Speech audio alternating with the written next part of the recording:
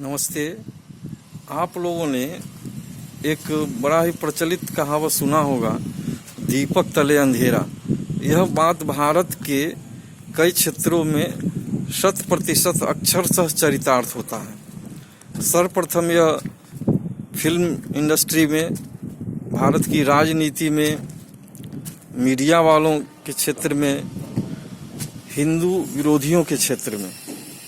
ये सभी लोग दूसरों की आलोचना करते हैं, चाहे वो व्यक्ति हो, कोई संस्था हो या हिंदू धर्म हो, किंतु ये लोग कभी अपने व्यक्तिगत आलोचना, अपने परिवार की आलोचना, अपने समाज की आलोचना, अपने संस्था की आलोचना नहीं करते, उसकी चर्चा भी नहीं करते। वहाँ ये सभी लोग मिल कर रहते हैं। जिस तरह से एक दूसरी कहावत चरितार्थ हो जाती है, चोर चोर मौसेरे भाई। हम सभी बड़े चाव से फिल्म देखते हैं जिसमें यह दिखाया जाता है कि प्रायः पुलिस वाले किस तरह भ्रष्ट होते हैं, भारत की राजनीति कितनी भ्रष्ट है, भारतीय समाज में कैसी कुप्रथाएं हैं, हिंदू समाज में कैसी कुप्रथाएं हैं, और उसकी आलोचना करते हुए दिखाया जाता है, उसका विरोध करते हुए दिखाया जाता है। और क्षेत्रों की वे लोग आलोचना करते हुए दिखाए जाते हैं और वो फिल्में हिट हो जाती है। हिंदू के विरोध में ही वो फिल्में बनती हैं, हिंदुओं द्वारा ही वो हिट करवा दी जाती है, और अकूत संपत्ति जमा करके वे लोग विदेशों में लुटाते हैं। फिर हमारे ही विरुद्ध कई सारे कार्य होते हैं, मतांतरण का और कार्य, उसको वो करते हैं। कभी फिल्म वालों ने अपनी समाज, अपनी इंडस्ट्री के बारे में आलोचना करते हुए क्या फिल्म नहीं बनाया, जो वहाँ के तथाकथित कलाकार कितने व्यभिचारी हैं, कितने बड़े शरीर के शोषक हैं, शरीर बेचने वाले हैं, धर्म के विरोधी हैं, हिंदुत्व के विरोधी हैं, हिंदू समाज के शत्रु हैं, इस देश के विरोधी हैं। इन पर उन लोगों ने कभी एक भी फिल्म नहीं बनाया है। उसी प्रकार राजनीति के क्षेत्र में सभी दल एक दूसरे की टांग खिंचाई करते हैं, किंतु वे लोग अपने दल के बारे में कोई चर्चा नहीं करते हैं, जबकि उनके दलों में भी भ्रष्टतम लोगों की भरमार होती है, देश विरोधियों की, बलात्कारियों की, हिंसक लोगों की, अपराधियों की, किंतु उसकी चर्चा नहीं करेंगे। मीडिया में भी यही बात देखी जाती है। मीडिया के लोग कभी भी भूल करके भी दूसरे मीडिया हाउस की या अपने मीडिया की कभी चर्चा नहीं करेंगे। जो यह मीडिया हाउस, पत्रकारिता कैसे कैसे हथकंडे अपनाते हैं न्यूज़ लेने के लिए, न्यूज़ को हिट करवाने के लिए, अपने चैनल्स को हिट करवाने के लिए, टीआरपी बढ़ाने के लिए, इसकी चर्चा नहीं करेंगे, इसको नहीं दिखाएंगे। इन लोगों का सबसे बड़ा सॉफ्ट टारगेट होता है भारत में हिंदू समाज, हिंदू धर्म, हिंदुओं की संस्कृति, सभ्यता, हिंदुओं की जातियाँ, हिंदुओं के शास्त्र, हिंदुओं के देवी देवता, हिंदुओं की परंपराएं, आदि आदि आदि। इन लोग पूरी तरह से इस कहावत को चरितार्थ कर देते हैं, जो दीपक तले अंधेरा।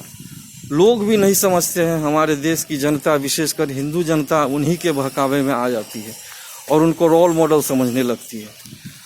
आज फिल्म इंडस्ट्री की जो तारिकाएं हैं, आकंठ चरित्रहीनता के दलदल में फंसी हुई रहती हैं, गिरी हुई रहती है, और वे हमारे समाज की रोल मॉडल्स हो जाती है।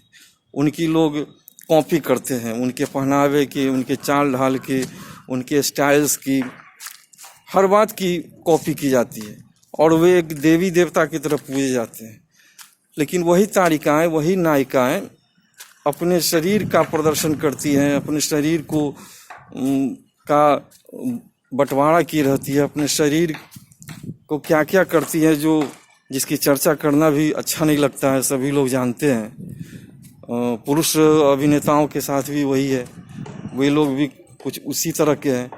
चरित्र किन्हीं का ठीक नहीं होता, किसी भी तरह का चरित्र हो, किंतु वे लोग के देवी देवता, भगवान, महापुरुष की तरफ पूजे जाते हैं।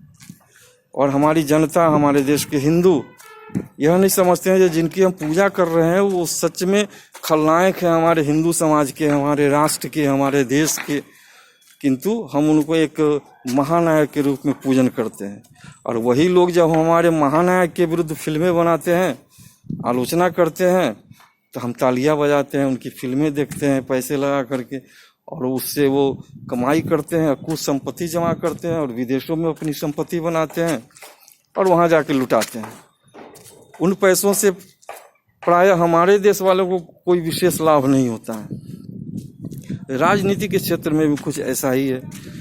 राजनीति दल के लोग अपने दल की कोई चर्चा नहीं करते, अपने दल के भ्रष्टतम लोगों की, भ्रष्टाचार की, आपराधिक प्रवृत्ति की कोई चर्चा नहीं करेंगे। उनको अगर दोष दिखाई देता है तो भारत के हिंदुओं में, उनकी परंपराओं में, उनके शास्त्रों में, देवी देवताओं में। इसी तरह से मीडिया वाले का भी है।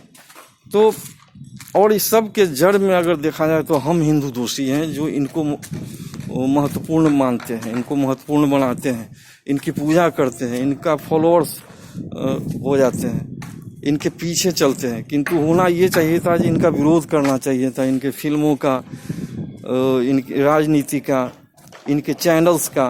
किंतु हम लोग ऐसा नहीं करते। हम लोग ये समझते हैं कि हमारी बात तो है नहीं, उनकी बात है या दूसरे की बात है, यह किसी संस्था का काम है विरोध करना, या सरकारों का काम है विरोध करना, न्यायालय का काम है विरोध करना। किंतु होता ऐसा नहीं है। यदि यही स्थिति बनी रही तो ये लोग हमें एक दिन किसी म्यूजियम में रख देंगे और लोग वहाँ जाके देखेंगे कि देखो हिंदू ऐसे होते थे, उनके शास्त्र ऐसे होते थे, उनकी परंपराएं ऐसी होती थी, आदि आदि आदि। अभी भी समय है, हम लोग सचेत हो जाएं, समझें इन लोगों की कुटिल राजनीति को, कुटिलता को, और अपने आप को सुधारें। उनका सहयोग न करें, उनका विरोध करें। यदि वो हमारे विरुद्ध कार्य करते हैं तो उनके पीछे पैसे का, समय का अपव्यय न करें, अपने वोट्स का अपव्यय न करें। हम वोट उसी को दें जो हमारी शास्त्र की प्रतिष्ठा को बनाए रखता है, सम्मान करता है, हमारे धर्म की रक्षा करता है, सहयोग करता है, हिंदुत्व की रक्षा करता है, उसमें सहयोग करता है। और इसी तरह से हम फिल्म भी उसी की देखें जो हमारे इस तरह से हमारा पोषण करता है, सहयोग करता है, विरोध नहीं करता है। और मीडिया में भी उसी तरह से जो हमारा सहायक है, सहयोगी है, हमारा विरोधी नहीं है, हमसे शत्रुता नहीं करता है, हम उसका सहयोग करें, उसका समर्थन करें, उसका विरोध ना करें। किंतु यदि वे लोग ऐसा नहीं करते तो हमें भी वही नीति अपनानी चाहिए जो वे लोग हमारे साथ अपनाते हैं, साम दाम दंड भेद की नीति।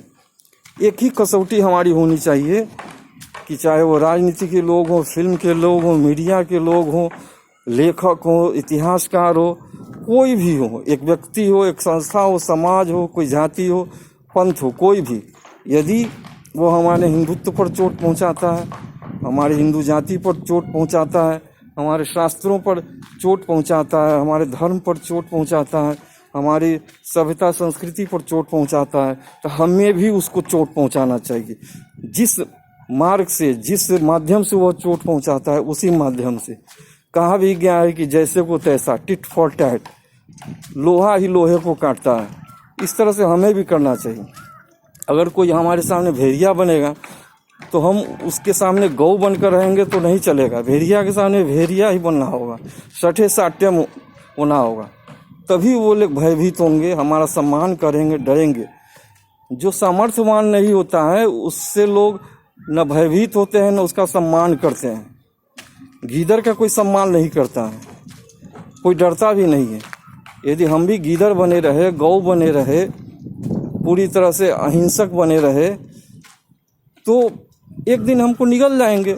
और जब हमें निगल जाएंगे तो हमारा धर्म, हमारी जाति, सब कुछ निगल जा चुका रहेगा, कहीं नहीं रहेगा, कहीं के नहीं बचेंगे।